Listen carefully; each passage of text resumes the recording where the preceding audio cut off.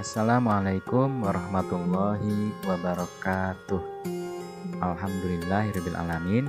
Semoga keadaan antum semua siswa-siswi SMP ID Insan Tamaliliang kelas 9 senantiasa sehat walafiat dan selalu dalam lindungan Allah Subhanahu wa taala. Amin. Insyaallah pada kesempatan kali ini kita akan melanjutkan kembali pembelajaran mata pelajaran PKN yang sudah mulai masuk bab baru ya, bab 5 dengan judul Harmoni dalam Keberagaman. Ini subbagian yang A insyaallah yang nanti akan dibahas di sini. Di bab 5 ini akan ada 3 subtema atau 3 subbab ya. Nanti akan kita lihat satu persatu. Nah, di sini merupakan kelanjutan dari bab yang keempat ya, berkaitan dengan keanekaragaman ataupun keberagaman masyarakat Indonesia. Di sini berkaitan dengan apa sih yang seharusnya ditunjukkan atau ditampakkan ketika terdapat keanekaragaman di tengah-tengah masyarakat Indonesia ya, yang diawali dengan kata harmoni ya. Harmoni itu artinya hampir sama dengan apa ya, tampak serasi atau selaras ya, kemudian juga sinergi, kemudian juga saling akrab satu dengan lainnya, tidak terjadi konflik, bentrokan dan seterusnya ya. Kurang lebih seperti itu arti dari harmoni ini atau harmonis gitu ya. Akrab, supel, kemudian di dalamnya nanti terwujud dalam sikap-sikap yang ditunjukkan dalam keseharian ya, apakah itu saling bertoleransi, kemudian saling menghormati, saling menghargai ya, adanya perbedaan di tengah-tengah masyarakat. Baik, kita akan mulai saja pembelajaran pada kesempatan kali ini.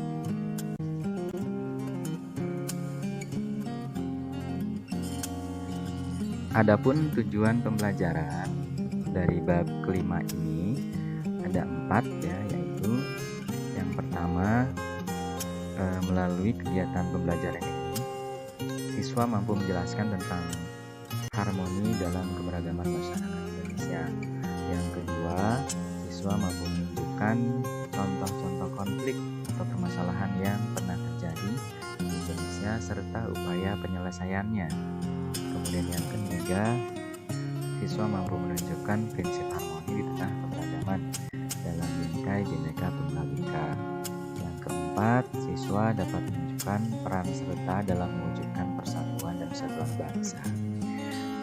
Tujuan ini tentu saja akan dapat dilaksanakan ketika pembelajaran secara normal, namun ketika pembelajaran dalam suasana pandemi seperti ini, semoga tersebut dapat terwujudkan ya. Di bab kelima ini nanti akan dibagi menjadi 3 subtema. Yang A terkait makna harmoni dalam keberagaman masyarakat Indonesia, yang B permasalahan keberagaman masyarakat Indonesia, dan yang C prinsip harmoni di tengah keberagaman dalam bingkai Bhinneka Tunggal Ika. Nah, terkait yang dilaksanakan pada kesempatan hari ini, nanti akan membahas berkaitan dengan subtema A ya, makna harmoni dalam keberagaman masyarakat Indonesia. Sebagaimana disampaikan di awal, istilah harmoni ini artinya sama dengan serasi atau selaras atau sesuai ya. Nah, bagaimana kenyataan di lapangan atau di masyarakat terdapat beraneka ragam perbedaan, maka di sana penting untuk mewujudkan suatu kondisi yang harmonis, suatu kondisi yang serasi ataupun selaras, tidak menimbulkan potensi konflik atau permasalahan yang berarti.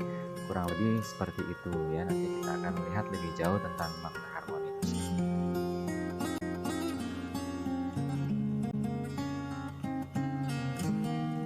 Harmoni dalam keberagaman suku, agama, ras, dan antar golongan. Gambaran harmoni ya, tadi sebelumnya disampaikan arti atau makna harmoni itu serasi atau selaras atau sesuai. Contohnya mungkin seperti ini. Kalau antum tahu paduan suara ya, tim paduan suara itu kan ada bagian-bagiannya ya. ada peran dari masing-masing orang untuk menyanyikan atau melantunkan nada ataupun irama dari suatu lagu yang akan dinyanyikan oleh tim paduan suara itu, sehingga muncullah alunan musik ataupun nada yang merdu, yang indah untuk didengar. Nah, itu namanya harmonisasi di antara orang-orang yang tergabung dalam paduan suara tersebut, ya. Itu contoh dari harmoni. Bisa juga contoh atau gambaran harmoni ini kita ambil dari suatu benda. Misalnya, antum tahu kerajinan kain perca? Nah, kain perca itu kalau kita lihat lebih dalam, itu kan tersusun dari kain-kain yang sebelumnya tidak memiliki fungsi yang baik, ya. Kain perca itu kan terdiri dari atau tersusun dari banyak kain yang kemudian disusun menjadi sebuah karya yang indah, kerajinan tangan yang indah. Sebelumnya kan sobekan-sobekan kain itu tidak memiliki nilai, tidak memiliki fungsi. Tapi kemudian ketika disatukan membentuk suatu kain yang memiliki nilai lebih, yaitu kain perca, maka kemudian kain perca itu memiliki fungsi tersendiri, memiliki keindahan tersendiri, dan itu disebut sebagai contoh dari harmoni tadi, bahwasanya dari kumpulan kain-kain kecil tadi yang disusun menjadi suatu karya yang indah atau kerajinan tangan yang indah, alhasil menghasilkan yang namanya kain perca, ya. Itu contoh dari harmonisasi. Nah, di sini harmoni dalam keberagaman suku, agama, ras, dan antar golongan atau sara, ya. Sebagaimana antum ketahui, Allah Subhanahu wa taala mengkaruniakan Indonesia, negara yang di dalamnya dipenuhi dengan berjuta-juta kekayaan alam, ya. Banyak sekali kekayaan alam yang dimiliki oleh Indonesia, termasuk juga adanya orang-orang yang mendiami negara kita ini, ya. Dari mulai pola pikirnya, kemudian juga keberagaman asal usulnya, identitas wilayahnya, asal daerahnya, fisiknya, dan seterusnya. Semuanya memiliki kelebihan dan keunikan tersendiri. Sama halnya juga dengan beraneka ragamnya suku yang ada di Indonesia, agama yang ada di Indonesia, ras dan juga golongan yang ada di Indonesia, yang kesemuanya dipengaruhi oleh kondisi geografis yang ada. Kalau di materi kelas 7 kalau tidak salah, Anda bisa lihat kembali faktor-faktor yang menyebabkan keanekaragaman penduduk yang ada di Indonesia. Selain diantaranya letak geografis Indonesia, ya, yang strategis, kemudian juga yang itu menyebabkan bangsa-bangsa lain yang ada di luar Indonesia singgah atau mampir di negara kita untuk kemudian melakukan transaksi atau melakukan aktivitas jual beli, ya, kemudian melakukan aktivitas sosial yang lebih jauh lagi lewat pernikahan, kemudian juga bermukim di suatu tempat tersebut untuk kemudian akhirnya menghasilkan suatu keluarga-keluarga yang terdiri dari percampuran bangsa tadi, ya. Ada yang asalnya dari Arab Saudi, katakanlah Cina, India, ataupun dari negara lainnya yang kemudian mampir ke negara kita karena posisi negara kita yang merupakan jalur lalu lintas perdagangan dunia saat itu. Nah, ini yang kemudian menjadikan keberagaman tadi itu muncul, di samping adanya katakanlah perbedaan kenampakan alam yang dimiliki oleh Indonesia, ya. Ada dataran tinggi, dataran rendah, kemudian juga padang savana, kemudian juga pantai misalnya, ya, dan seterusnya. Semuanya akan mengakibatkan terjadinya keanekaragaman yang dimiliki oleh penduduk Indonesia, ya. Nah, diantaranya keberagaman tadi adalah keberagaman sara, ya, suku, bangsa, agama, ras, dan antar golongan. Ada sekitar ribuan suku yang ada di Indonesia. Di antaranya suku Sunda yang ada di Jawa Barat, kemudian suku Betawi di Jakarta, kemudian juga suku Baduy di Banten dan Jawa Barat, kemudian juga suku Samin di Jawa Tengah, kemudian suku Jawa di Jawa Tengah dan Jawa Timur, suku Batak, ya, di Medan, suku Minangkabau, suku Mandailing, dan seterusnya. Banyak sekali yang ada di Indonesia, keberagaman suku tadi. Kemudian juga agama Islam sebagai agama mayoritas di Indonesia, ya, 87%, ya. Alhamdulillah penduduk Indonesia beragama Islam, dan juga adanya agama lain yang diakui oleh negara kita. Kristen Protestan, Katolik, Hindu, Buddha, dan Konghucu. Kemudian juga ada juga ras yang mewarnai warga masyarakat yang ada di Indonesia. Ada ras Melayu sebagai ras mayoritas di kita, ras Melayu Malayan Mongoloid ya, kemudian juga ada ras Asiatik Mongoloid ya, kemudian juga Vedoid, kemudian juga Kaukasoid yang pendatang ya, kemudian juga Negroid, juga ada yang datang juga ke sini dan lainnya. Kemudian juga keberagaman golongan ya, yang itu nampak dari beragamnya profesi, kemudian juga perbedaan usia, kemudian juga perbedaan jenis kelamin, kemudian juga perbedaan tingkat pendapatan secara ekonomi di tengah-tengah masyarakat, dan seterusnya. Status sosialnya berbeda dan lainnya. Yaitu yang merupakan contoh-contoh keanekaragaman di Indonesia. Nah, keberagaman suku, agama, ras, dan golongan ini tidak boleh dianggap sebagai perbedaan semata, namun hendaknya dijadikan sebagai kekayaan dan kekuatan bangsa Indonesia untuk senantiasa optimis menghadapi masa depan. Ya, inilah yang seharusnya dijadikan sebagai kekuatan, bahwasanya adanya perbedaan tersebut tidak menjadikan kita lemah atau mundur atau terbelakang, justru menjadi penguat. Nah, dalam harmoni keberagaman suku, agama, ras, dan golongan akan terbentuk suatu rangkaian kehidupan yang selaras, serasi, dan seimbang antara anggota masyarakat. Nah, ini harapan dari adanya istilah harmoni tadi dalam keanekaragaman suku, agama, ras, dan antar golongan.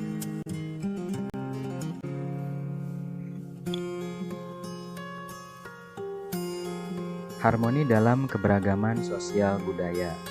Nah, diingatkan kembali bahwa pengertian harmoni adalah suatu perpaduan dari berbagai bentuk yang menghasilkan keselarasan atau keserasian atau kesesuaian ya. Jadi dari ragam perbedaan yang ada akan memunculkan keindahan, keserasian, keselarasan ya. Nah, harmoni dalam keberagaman sosial budaya. Keberagaman sosial meliputi keberagaman suku, agama, dan ras.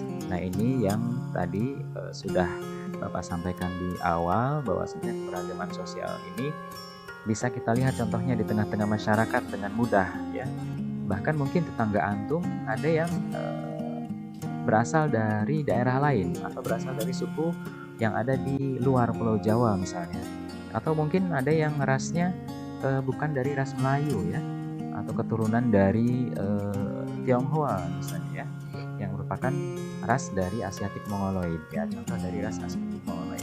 Atau ada juga mungkin dari agama yang berbeda ya.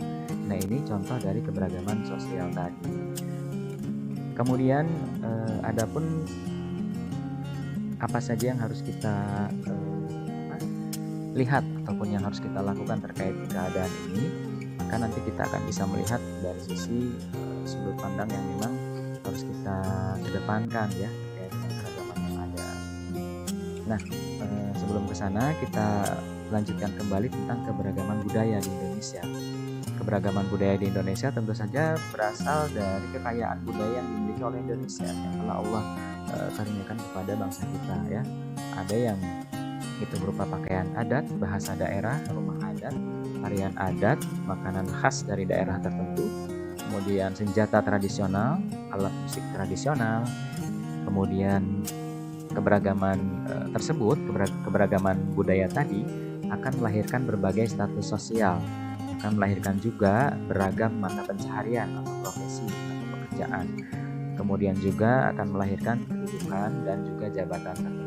Nah, inilah dampak dari keanekaragaman budaya Indonesia yang kemudian akan melahirkan status sosial yang berbeda-beda yang ada di tengah-tengah masyarakat kita. Strategi tepat dalam menyelesaikan masalah sosial budaya dapat dilakukan dengan meningkatkan kualitas kesehatan dan kesejahteraan sosial serta memelihara kerukunan hidup.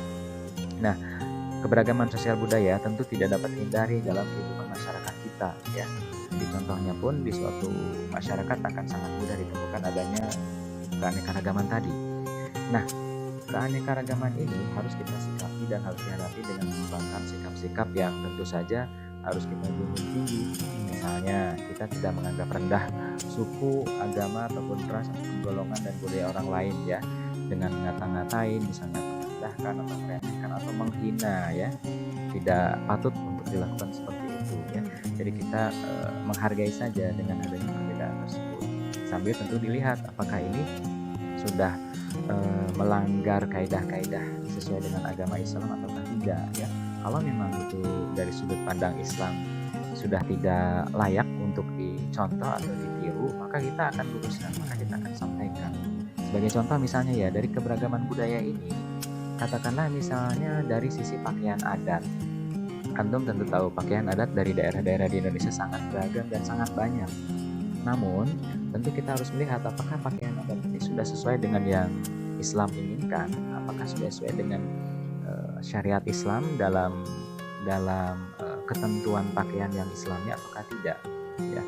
Kalau kita lihat pakaian adat yang ada tentu tidak semuanya menutup aurat ya, tidak semuanya menutup bagian-bagian tubuh yang harus ditutup, apakah itu laki-laki juga perempuan ya. Ini yang harus nanti kita luruskan, bahwasanya pakaian adat tersebut tentu tidak bisa dikenakan dalam lingkup yang luas karena ada koridor-koridor yang harus diikuti dalam keyakinan agama Islam, dan itu tentu tidak kita inginkan ya.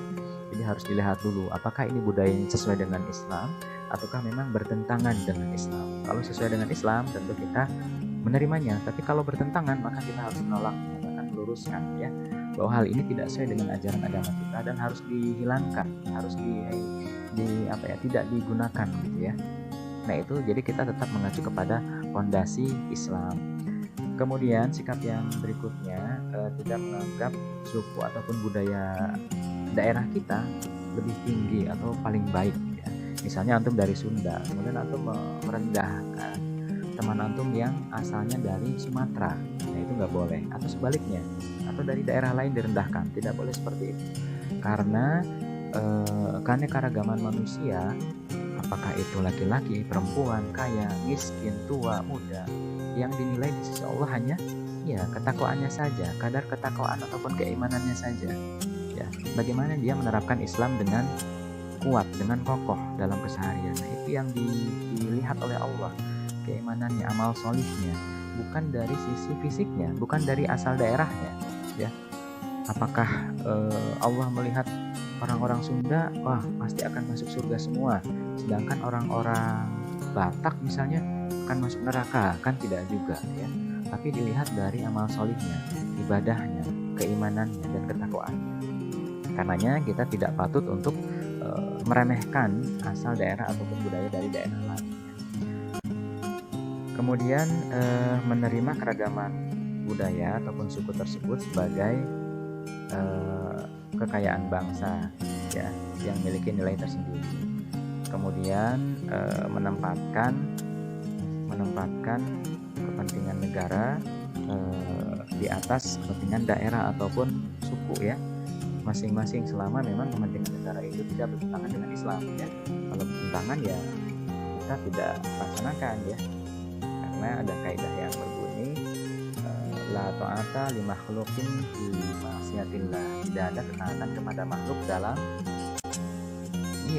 dalam bermaksiat kepada Allah. Jadi kita tidak ada kewajiban untuk mentaati manusia ketika tujuan dari perbuatan itu akan bermaksiat kepada Allah ya. Tidak ada ketaatan kepada makhluk dalam hal kemaksiatan pada Allah ya.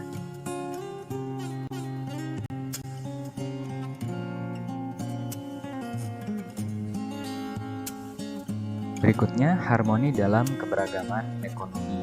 Jadi dalam bidang ekonomi ya, kalau antum lihat potret Jakarta, di sana antum akan temukan di antara gedung-gedung pencakar langit yang tinggi akan ditemukan rumah-rumah ataupun pemukiman kumuh di bantaran-bantaran sungai atau kali besar, dan itu merupakan potret keseharian di Jakarta.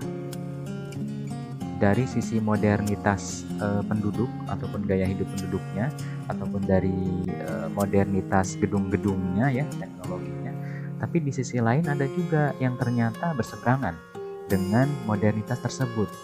Jadi dari sisi perekonomian masih kurang, masih lemah. Ini merupakan PR untuk ibu kota negara kita ya, Jakarta. Ternyata di balik keindahan, kemegahan, teknologi yang tinggi, di balik itu ternyata masih ada warga masyarakat yang terbilang butuh ditolong, butuh dibantu, butuh diberikan pertolongan yang intensif ya, sehingga perekonomian mereka atau taraf hidup mereka meningkat dari sebelumnya. Nah, adanya perbedaan perekonomian tadi semoga kedepannya tidak menjadikan kesenjangan hidup antara orang-orang kaya dan orang-orang miskin, meskipun memang kenyataannya ini menjadi atau kenyataan ini sangat banyak jumlahnya ya. Warga masyarakat yang terkategori perekonomiannya kurang atau lemah itu jumlahnya banyak. Tidak hanya di Jakarta, di daerah-daerah pun sama. Ya.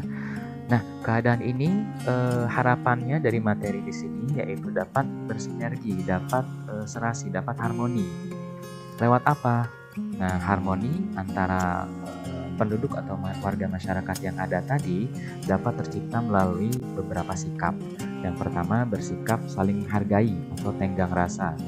Kemudian saling membantu sesama. Jadi kalau ada yang membutuhkan pertolongan, antum donasikan atau antum berinfak, antum bersedekah ya, saling berta'awun, saling tolong menolong. Apalagi misalnya untuk memiliki kelebihan rezeki, maka diperbanyaklah aktivitas sedekah atau berinfak tadi. Karena pada dasarnya sedekah atau infak itu akan kembali lagi kepada kita, baik itu dalam bentuk pahala ataupun juga dalam bentuk keberkahan yang datangnya dari Allah kepada kita. Apakah lewat rezeki yang terus mengalir, ataukah rezeki kita yang senantiasa bertambah dari segala pintu-pintu rezeki yang tidak kita duga. Nah, itu akan kembali lagi ke kita sebetulnya. Jadi amal baik yang kita lakukan itu pada dasarnya akan kembali lagi ke kita ya, bukan untuk orang lain, bukan untuk Allah, bukan, tapi untuk kita juga sebetulnya. Hanya sebagian dari kita terkadang tidak berpikir ke arah sana. Kemudian sikap berikutnya taat terhadap undang-undang atau peraturan yang dibuat ya atau yang ada. Kemudian patuh dalam membayar pajak. Karena di sini sejatinya pajak-pajak yang dibayarkan oleh masyarakat itu kalau secara normal itu akan digunakan untuk proses pembangunan yang nanti akan dinikmati oleh warga masyarakat semua ya. Termasuk juga pemberian santunan kepada yang membutuhkan ya. Hanya saja terkadang di sini terjadi penyalahgunaan pajak itu sendiri, walaupun dalam kacamata Islam gitu ya, sebetulnya istilah pajak ini kita kenal juga, hanya saja penggunaannya tidak diposisikan sebagai posisi utama dalam mendapatkan pendapatan dari masyarakat ya, tapi dijadikan sebagai palang pintu terakhir ketika memang negara itu kasnya kosong dan pada saat yang sama ada pembiayaan yang harus ditunaikan untuk membangun gedung, misalnya membangun sekolah, rumah sakit, jalan, jembatan, dan seterusnya. Jadi kurang lebih seperti itu ya. Ini sikap-sikap yang harus dilakukan untuk menciptakan harmoni dalam keberagaman ekonomi. Nah, keharmonisan antara anggota masyarakat harus tetap terpelihara meskipun masyarakat memiliki taraf hidup ekonomi yang berbeda-beda. Ya, jadi secara ekonomi ada yang berlebih, ada juga yang kekurangan. Itu tidak bisa kita pungkiri. Ya, karenanya kalau antum memiliki kelebihan rezeki, silakan antum banyak-banyak berinfak dan bersedekah, beramal solih. Ya, toh dalam Islam pun kita dianjurkan untuk memperbanyak amal solih, diantaranya tadi berinfak atau bersedekah. Ya.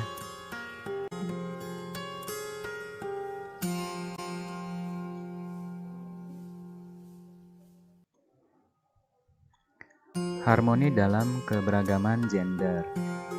Gender ini maksudnya pembagian berdasarkan jenis kelamin ya, laki-laki dan perempuan.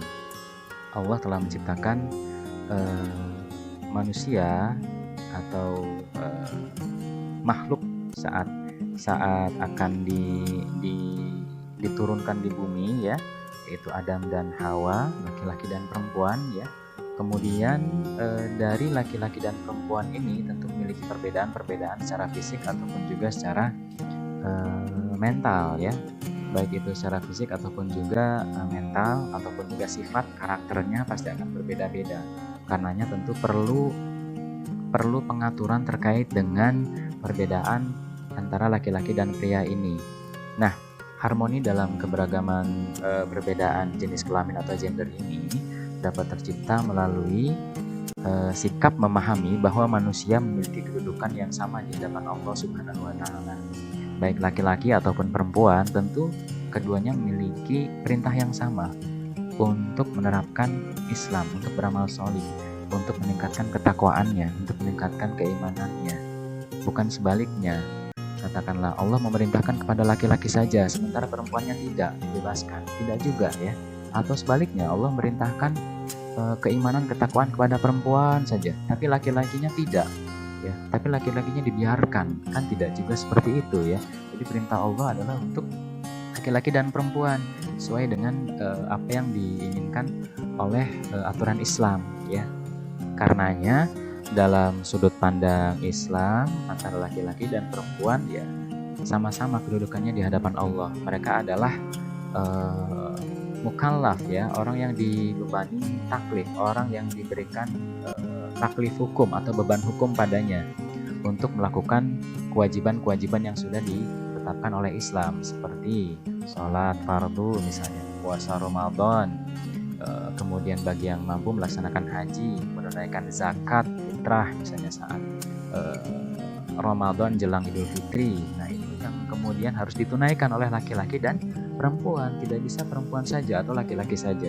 Jadi semuanya di hadapan Allah sama, yang bedakan hanya ketakwaan ataupun keimanan yang dimiliki oleh manusia tadi ya.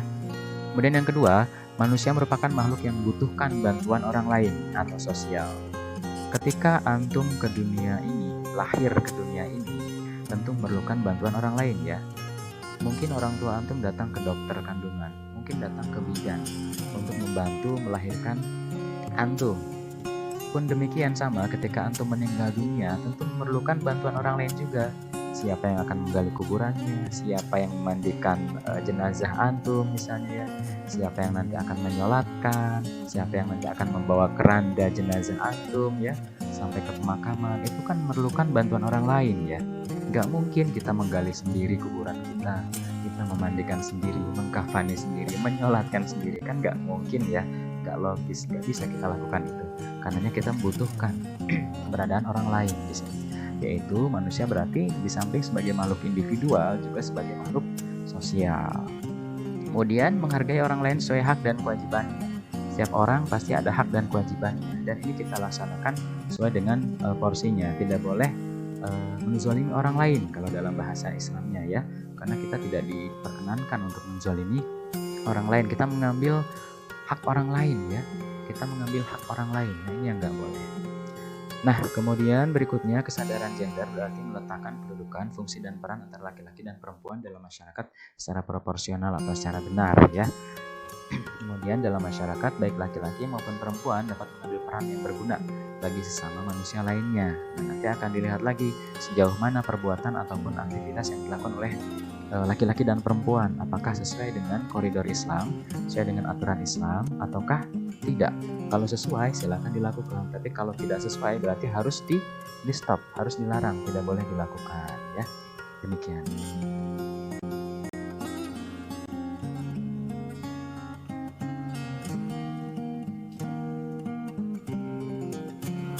Nah, itulah pemaparan terkait dengan materi pembelajaran kita pada kesempatan kali ini ya anak-anak semua. Mudah-mudahan dapat difahami dan dapat dimengerti ya terkait dengan harmoni dalam keberagaman masyarakat. Nah, kali ini untuk latihannya silakan antum buka LKS PPKN-nya. Kemudian dicari halaman 146. Nah, di sana ada latihan uji kompetensi 1. Silakan antum kerjakan nomor 1 sampai dengan 15 yang pilihan ganda. Kemudian setelah dikerjakan, antum fotokan jawabannya, atau bisa ditulis juga di buku catatan jawabannya, difoto, kemudian dikirimkan ke Bapak lewat WhatsApp ya. Itu saja untuk melihat sejauh mana daya tangkap antum terhadap materi di subtema A ini ya. Di subtema A, harmoni dalam keberagaman sosial, budaya, ekonomi, dan gender dalam bingkai Bhinneka Tunggal Ika.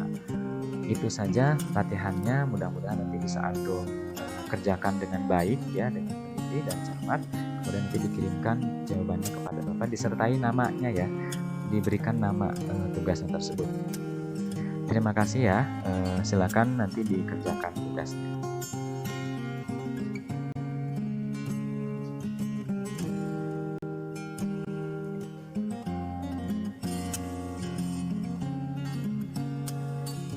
Demikian anak-anak semua, siswa-siswi SMP IP Insan Kamaliwili yang kelas 9. Terima kasih banyak atas perhatiannya. Mudah-mudahan bermanfaat. Kurang lebihnya mohon maaf. Wassalamualaikum warahmatullahi wabarakatuh. Tetap semangat belajar, beribadah, dan beramal sholih.